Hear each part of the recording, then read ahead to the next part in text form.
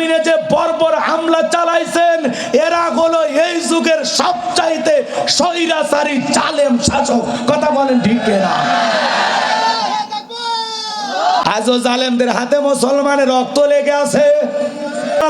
পৃথিবীর সবচাইতে বড় সন্ত্রাসী এখন। কথা বলেন, আমরা তো ফিরাউনও দেখিনি, এরা কি? এরা এই যুগের ফিরাউন। কথা বলে ঠিক কিনা?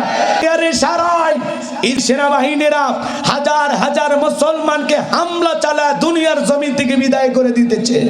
এদের হামলার হাত থেকে শিশু পর্যন্ত রক্ষা পায় না, বৃদ্ধ মানুষ রক্ষা পায় না, হাসপাতাল মসজিদ কোনো কিছু রক্ষা পায় না। জমিনে যে বর্বর হামলা চালাইছেন এরা হলো এই যুগের সবচাইতে স্বৈরাচারী জালেম শাসক। কথা বলেন ঠিক কিনা?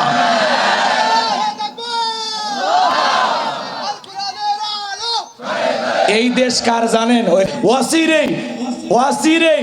জালেমেরা ওই জমিন থেকে পালায়া যাবে, জমিনটা মুসলমানের দখলে চলে আসবে। হ্যাঁ ইনশাল্লাহ, ওয়াসিরে। কথা বলেন না কেন? বিজয় হবে। কথা বলেন ঠিক কি না? জালেমেরা তো পারবে না, ওরা ক্ষণিকের জন্য একটু হয়রানি করে, পেরেশানিতে ফেলে। কথা বলেন না কেন? পরীক্ষা দিয়ে টিকে থাকার নাম মুমিন। ভয় পাইলে চলবে না। মুসলমান হয়ে ইসলাম নিয়ে টিকে থাকা যে কত কঠিন এটা ফিলিস্তিনি মুসলমানরা টের পাইতেছে। আমরা তো মায়ের কোলে আসি, টের পাইতেছি না। কথা কর না কেন? ইসলাম মানতে গেলে আপনার উপরে বিপদ মুসিবত আসবে। কথা বলে ঠিক কি না? ইসলাম মানার কারণে ঘর ছাড়া হওয়া লাগবে, বাড়ি ছাড়া হওয়া লাগবে, রাতে ঘুমাইতে পারবেন না, বিবি থাকার পরেও আদর করতে পারবেন না, সন্তান থাকার পরেও কাছে যাইতে পারবেন না। কথা বলেন ঠিক কি না? ইমানের পরীক্ষা দিয়ে টিকে থাকা লাগবে। মুমিন যদি নিজেকে দাবি করেন, পরীক্ষা দিয়ে উত্তীর্ণ হয়ে জান্নাতে যাওয়া লাগবে। আল্লাহ মুসলমানদের বোঝার তৌফিক দান করুন। জোরে বলুন আমিন। তামাম পৃথিবীর নির্যাতিত অসহায় মুসলমানদের উপরে আল্লাহর সাহায্য নাজিল আল্লাহ করেন। জোরে কোন আমিন। তাহলে বিশ্বনবী ডেকে বলে, বেলাল ইসলামের অবস্থা এখন ভালো না, আপাতত কালেমা পড়েছো, প্রকাশ করার দরকার নাই। আল্লাহু আকবার বলেন।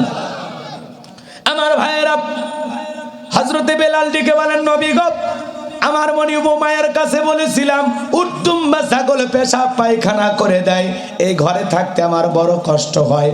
ও মায়ে ডেকে বলে, বেলাল রে, উট্টুম্বা ছাগলের দাম আমার কাছে আছে, কিন্তু তোর মতো কালো হাফসি বেলালের দাম আমার কাছে নাই। জোরে কর নাউজুবিল্লাহ। আমার নবীকে ডেকে বলেন, ও নবী, আমার জীবনের কোনো দাম নাই, আপনি একটু আমার জন্য দোয়া করেন, আল্লাহ পাক যেন মৃত্যু পর্যন্ত বেলালকে কালেমার পথে টিকে থাকার তৌফিক দান করেন। জোরে বলেন আমিন। হযরতে বেলাল রাত্রিবেলা চলে আসলেন নবীর কাছ থেকে। সকাল হয়ে গেল, সূর্য উদয় হয়ে গেছে, অনেকটা বেলা গড়িয়ে যায়। হযরতে বেলাল দরজা খোলে না। অন্যান্য চাকর বাকর যারা আছে ওরা ডেকে বলে, আমাদের মনিব মাইয়া এখন পর্যন্ত বেলাল দরজা খোলে নাই, উট্টুম্বা ছাগলের পেশাব পায়খানা পরিষ্কার করে নাই। বলে তাই নাকি? বলে হ্যাঁ। এইবার দরজা এসে ডাক দেয়, বেলাল দরজা খোল। হযরতে বেলাল দরজা খোলে না, ধাক্কা মারছে, দরজা খুইলা গেছে।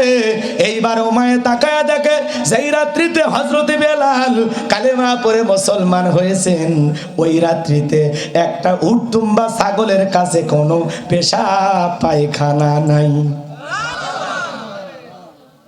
সুবহানাল্লাহ বলবেন না? কষ্ট পাচ্ছেন আমার ভাইয়েরা? এইবার ওমায়ে ডেকে বলে, চাকরের দল, বেলালের বিরুদ্ধে মিথ্যা অভিযোগ দাও। তোমরা যখন ঘুমাচ্ছিলে বেলাল তখন ময়লা আবর্জনা পরিষ্কার করেছে, তাকায় দেখো না একটা উট্টুম্বা ছাগলের কাছে কোনো পেশাব পায়খানা নাই। এই কথা বলে তাদেরকে তাড়িয়ে দিল আর বলে, নিজেদের কাজ করো, যাও, বেলালের বিরুদ্ধে কোনো অভিযোগ দেওয়ার দরকার নাই। এক পা দুপা করে হযরতে বেলালের কাছে গেলেন। হযরতে বেলাল মাথাটা নিচু করে জিকির করেন কার? এবার হযরত বেলালকে হালকা করে ধাক্কা মারছেন, যখন জবান দিয়ে কালেমার আওয়াজ বের হয়েছেন তখন ওমায়া তখন ডেকে বলে, বেলাল রে, তোর জবান দিয়ে কি শুনতে পাইলাম? তুমি কি কালেমা পড়ে মুসলমান হয়েছো? হযরত বেলাল ডেকে বলেন, মুসলমান হয় যারা মিথ্যা কথা বলতে পারে না তারা, ওয়াকুলু কাউলান সাদীদা। আল্লাহু আকবার বলেন। মুসলমানেরা সদা সর্বদা সত্য কথা বলবে। কথা বলে ঠিক কি না? মিথ্যাবাদী আমাদের সমাজেও আছে না নাই? মিথ্যা কথা বলে নাস্তা করে, মিথ্যা কথা বলে দুপুরে লাঞ্চ করে, রাতে ডিনার করে, ভরা পেটেও মিথ্যা, খালি পেটেও মিথ্যা। মিথ্যা বলতে বলতে চেহারা বেঁকা হয়ে গেছে। আজরাইল 2 দিন পর আসবে, এরপরে মিথ্যা বলা সারে আসে। কষ্ট হচ্ছে আপনাদের? কিছু যুবক দেখেন না, কয় দোস্ত 1 মিনিট, কয়ে দেয় 1 বেলাও খবর নেই। এই 1 মিনিট কি হাসরের ময়দানের 1 মিনিট নাকি? আছে না?